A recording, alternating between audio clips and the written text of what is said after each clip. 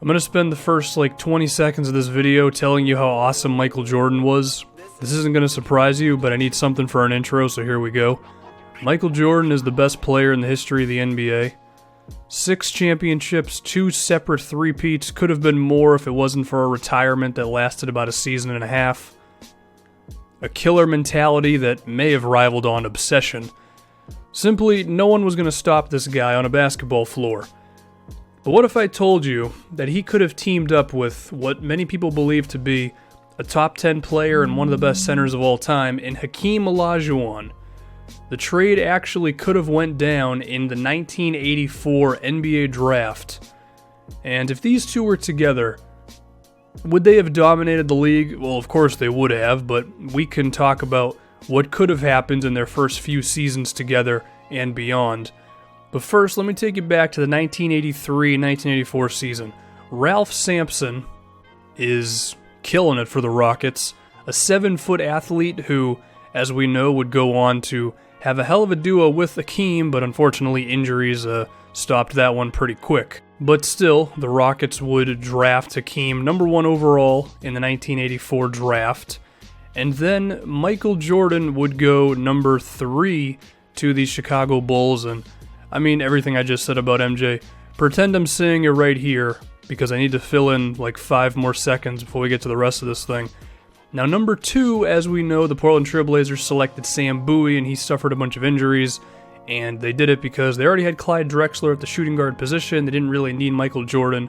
We were still in an era where it was believed that you had to have a center if you really wanted to win. So the Blazers were desperate for a 5. So desperate, in fact, that a trade nearly occurred where they would send the number 2 overall pick to the Rockets for Ralph Sampson. There were real talks about this. Now, Houston would eventually decline the move as they would rather have the Twin Towers, who really were awesome before Sampson's injuries. But in this scenario, things happen a little bit differently. The Houston Rockets accept the offer, which means Sampson ends up on the Blazers. Unfortunately, his injuries still occur. And then for the Chicago Bulls, I think they draft Sam Bowie number 3. Now, don't worry, Bulls fans, this didn't happen in real life. You still got your MJ and all that. For the sake of this video, though, let's just see what would have happened. With the number 1 overall pick in 1984, the Houston Rockets select Hakeem Olajuwon, and then with the number 2 overall pick, they select shooting guard Michael Jordan out of North Carolina. Now, you'll notice he's wearing number 12. Number 23 was already retired by the Rockets, as well as number 45, so I had to go with number 12 because MJ actually wore that number for 1 game at some random part in his career. So if we take it to the 1984-1985 season, Michael Jordan, as well as Hakeem Olajuwon, have a rookie duo that is already setting the league on fire. These guys were number 1 and 2 when it came to Rookie of the Year voting this season, as Hakeem would average 21 points and 12 rebounds while also getting nearly 3 blocks a game. The guy was already one of the best centers in the league at 22 years old. A physical specimen with moves and athleticism like a shooting guard, but also the post moves, man. The up and under, the dream shake, the hook shots, the turnaround jumpers. Just a ridiculous skill level for Hakeem. And then his teammate, MJ, well, he would average 28 points, about 6.5 rebounds, 6 assists per game. And people are already saying these two are going to dominate the league for an extended period of time once they really get acclimated to the NBA. And in their first season together, the Rockets win 48 games. Typically, rookies do not move the needle that much, but MJ contributed a lot of wins to his Chicago Bulls team in real life this season, even without a second star like Hakeem. So these two together, they do a hell of a job, and they make it into the postseason, round 1 against the Utah Jazz. They both definitely excite in this first round series, as it's clear that they're going to be in the playoffs for probably the next decade plus. However, these two are just first-year players, and I don't care how good you are, you still have to learn how to win in the NBA. So they go up against John Stockton and a whole bunch of players you haven't heard of. Hell, Stockton himself was coming off the bench this year. The Jazz still win this series and eliminate the Rockets in round 1, but for two rookies to lead their team to nearly 50 wins and get to the playoffs in their first season, that's just ridiculous. As for how the season would play out, the Los Angeles Lakers defeat the Celtics in the NBA Finals, and, well, you're going to be seeing those two teams a bit in this video, as you can imagine. But we have to get there first, and for the 85-86 season, MJ would miss the majority of the year with a broken foot. You can recall this happened in real life. He played 18 games total and only starting 7, which means the carry job is on for Hakeem as he's the lone star player, and suddenly he is inserted into a situation that is typical of a number 1 overall pick, which is the team around him just isn't that great. He doesn't have that star player next to him who can command attention from the defense, and so he has to just try a little bit harder, and his game definitely expands as his points per game, blocks, as well as assists all increase as he's asked to just do simply more. But with about 15 to 20 games left, Michael Jordan makes his return and he kills it right away, man. The reason why the Bulls even made the playoffs in real life this season was because of MJ's surge towards the end of the season. Same thing happens here, and as these guys go into the playoffs, you would recall that this was the season where Michael Jordan dropped 63 on the Celtics, and the game before he put up like 45 points. So he kills it in round 1 against the Jazz, as these two would go through Utah pretty easily, and these Rockets will have a hell of a task in front of them as they will go up against Magic Johnson and his Showtime Lakers, the team that appeared in the NBA Finals too many damn times in the 80s as well as the early 90s, full of veterans like, of course, Magic, also Byron Scott, who would fit in today's NBA with his shooting. And going into this series, a couple of crazy people might think that the Rockets have a real chance of winning this thing, but the majority are going, no, they're just simply not ready. They may be talented, Michael Jordan and Hakeem, they're going to be great, but this is still the Lakers, and they're not going to go down to these guys. Well, if we recall, the Lakers actually lost to Ralph Sampson and Hakeem Olajuwon this season. Does inserting Michael Jordan for Ralph Sampson change the outcome of this one? Well, immediately in Game 1, Kareem has some trouble with Hakeem, which was really the story of the series in real life. But the Lakers, being who they are, still show up and actually win Game 1 pretty handily, which just confirms what a lot of people were thinking, which is Houston is just simply not ready for this stage just yet, even if they're going to get here one day. But then Game 2, as the Lakers would start off pretty hot, off of a solid performance from Kareem, Houston comes back, and the young athletic guys are just too energetic, too quick, and in the case of Michael Jordan, just too damn good for the Lakers as they actually tie the series up at 1-1, going back to Houston. And at this point, they're already on cloud 9. They're thinking this is going to be an easy win. At least the fans are thinking that. This is where the Lakers' professionalism comes in. They understand the moment, and they realize going into the road for a Game 3, it's a big deal, and they just kind of blow Houston out. And now everyone who is doubting the Rockets once again says, oh yeah, this series is done. Game 4, the Rockets realize the moment, and they kind of just rapidly mature against this older Lakers team as they manage to tie the thing up at 2-2. But then the other key moment is Hakeem finally realizes that Abdul-Jabbar just is a little too old and he can't deal with him physically. And so when they go back to Los Angeles for a huge Game 5 that could decide the fate of this thing, it's pretty obvious who has the physical advantage. Kareem, I mean, the skyhook is still there, but his physicality is just nowhere where it once was, given his age. Michael Jordan's confidence is through the roof because he thinks that these guys just can't defend him, which they can't. And after stealing Game 5 in LA to take a 3-2 lead, the belief becomes real. Could the Showtime Lakers actually go down to two second-year players in Michael Jordan and Hakeem Olajuwon? Game 6 in Houston, and the Rockets are simply too damn good this early on in their careers. Two great players on top of the decline of Kareem, at least when it comes to his physical nature, and the Rockets managed to do it. They upset the Lakers in round 2, and then on to the NBA Finals. They would meet what many people believe is the best team ever, the 1986 Boston Celtics. Larry Bird, Kevin McHale, Robert Parrish, Bill Walton off the bench, everybody's healthy.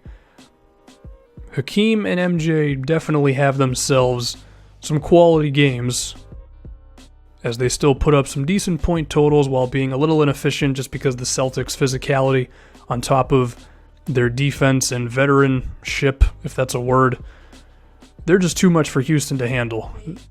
So while those two are damn good, they just simply are not beating these guys just yet. They could go through the Lakers, but the Celtics aren't dealing with a center who can't move anymore. These guys are still relatively young, tough, mean, very talented. The Celtics defeat the Rockets in 6 games in 1986. But then we head to the 1986-87 season, and this is the year where MJ and Hakeem's reign over the NBA really begins. They win 66 games, and they both begin to come into their own defensively, as these guys are two of the best defensive players of all time. To have a lockdown shooting guard and then the all-time leading shot blocker in the paint, on top of how good they both are offensively, most teams just have no answer for them. And of course, this is a season where Michael Jordan is completely healthy. They run through the Western Conference to get to the number 1 seed, but of course, there is another team they're going to have to deal with. The Los Angeles Lakers, once again, a little embarrassed that they lost to just a couple of 2-year players, Magic Johnson having more motivation than ever to get back to those conference finals. He decides, if we get there, there's no way we're going down to those guys again. But the Lakers also have an emergence of AC Green, the Iron Man, who, at the power forward position at a very young age, only around 22, 23 years old, showcases physicality, athleticism, rebounding, the type of thing that can help out Kareem and be the type of guy who they could use against Hakeem. And so with the anger of going down so early, on top of some help for Kareem down low, the Lakers are pretty confident they have a chance to beat these young Rockets.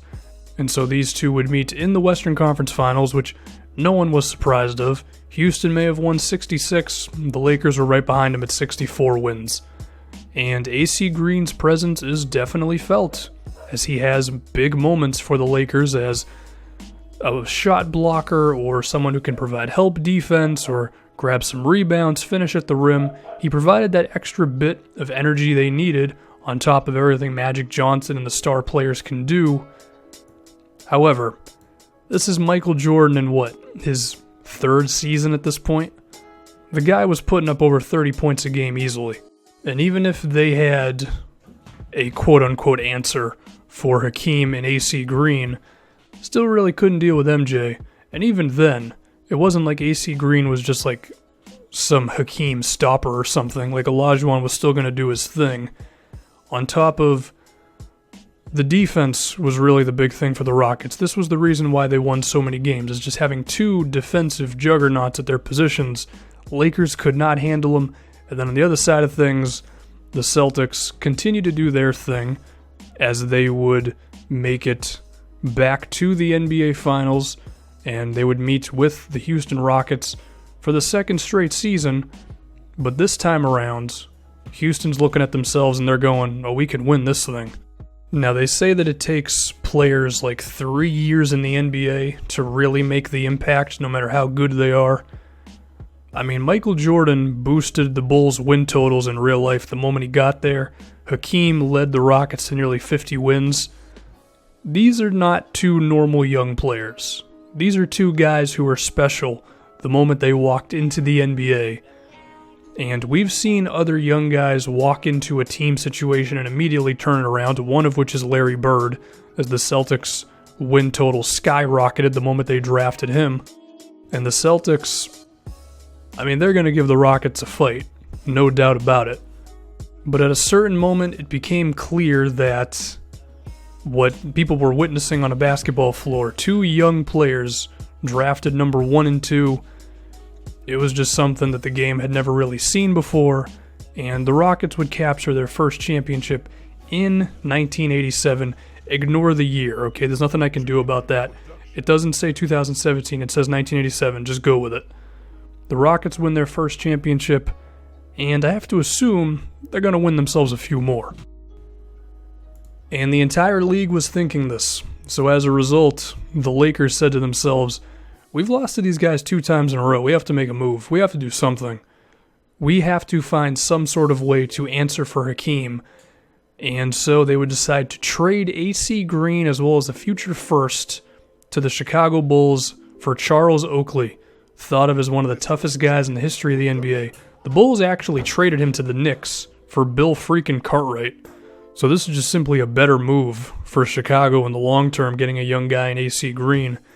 And they definitely reaped the benefits of Oakley immediately, as it was clear at this point Kareem just wasn't ready, or not able, I should say, anymore, to really be a force on the boards and things like that. Oakley grabbed 13 rebounds a game in his 3rd season, and they felt maybe this is the answer for Hakeem Olajuwon that we really need. AC Green was good, it wasn't Charles Oakley. As for the Rockets themselves, they run through the NBA once again, as you would imagine. Their 4th season together, really molding together at this point. And of course these two teams would meet in the Western Conference Finals again, because who the hell else was in the West at this point? It becomes obvious. Kareem just can't handle Olajuwon. Oakley defends him the majority of the series, and he actually has some success. Hakeem is not able to just barrel his way down into the basket or use his quickness to get to the rim as much. Combine that with what Magic Johnson is still able to do as one of the best players in the history of the NBA, and there's actually a moment of Houston really could lose this thing.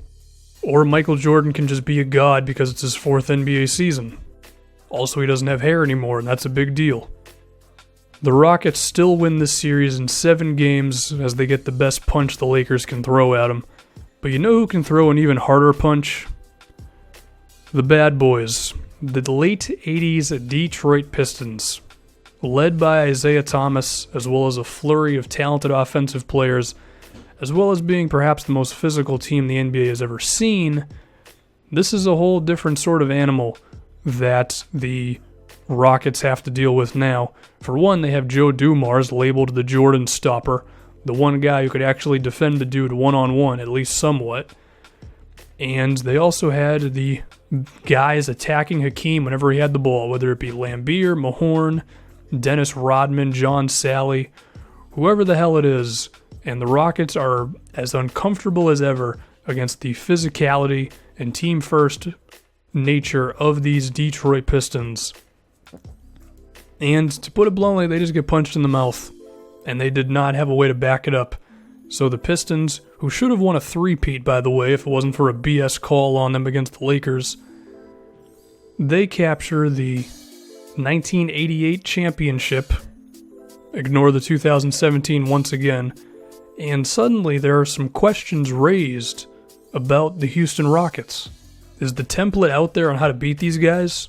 You're not going to beat them with your talent because no one's going to be as skilled as these two, but perhaps if you just beat them up, get physical with them, are they just not ready for that style of play? Did the Pistons expose the Houston Rockets and how to beat them? The question is out there, and Hakeem and MJ use the 1989 season to prove, oh no, we're fine. The Rockets also make themselves a move. They trade 2 role players for Otis Thorpe, which was a move that actually happened. Similar to Charles Oakley, a double-digit rebounder who was not afraid to get physical. That was one thing the Rockets could do to deal with the Pistons. On top of that, Hakeem as well as Michael Jordan were just simply better. They meet the Los Angeles Lakers once again in the Western Conference Finals, but at this point, given that it's both of their 5th seasons, this one really isn't a contest. They go through the Lakers. Not easily. They still beat them in 6 games, but I mean, Kareem's averaging like 6 rebounds a game at this point. He's just simply not able to to do anything physically against these guys. And so, they meet the Detroit Pistons once again. And many believe that they're going to just do to the Rockets what they did last season, just get way too physical on them, and Houston's not going to be able to deal with it. Otis Thorpe definitely helps, as he's a guy who's not going to back down from Bill Laimbeer just randomly elbowing him in the face, because that's what Laimbeer liked to do. But Hakeem and MJ just went at him as well. They stopped pulling up for jumpers as much, and they just said, screw it. We're going to go and tack you inside. If you want to deal with it, then you can deal with it, but we're just going to do it anyway. And the Pistons, definitely a great team, and like I said, a team that should have three-peated, simply not as talented. They used their physicality to overcome MJ and Hakeem 1 year, couldn't do it 2 years in a row, but just like real life, Michael Jordan needed the Pistons in order to get better. And so as the Rockets win their second championship in 1989, it becomes apparent that these guys are just going to run through the NBA for the next decade. Two immensely talented players. There's not a whole lot the rest of the league can really do.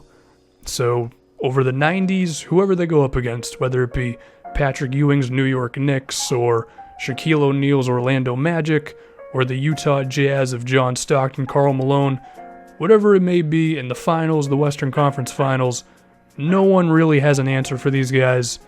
As for how many titles they actually win, who frickin' knows?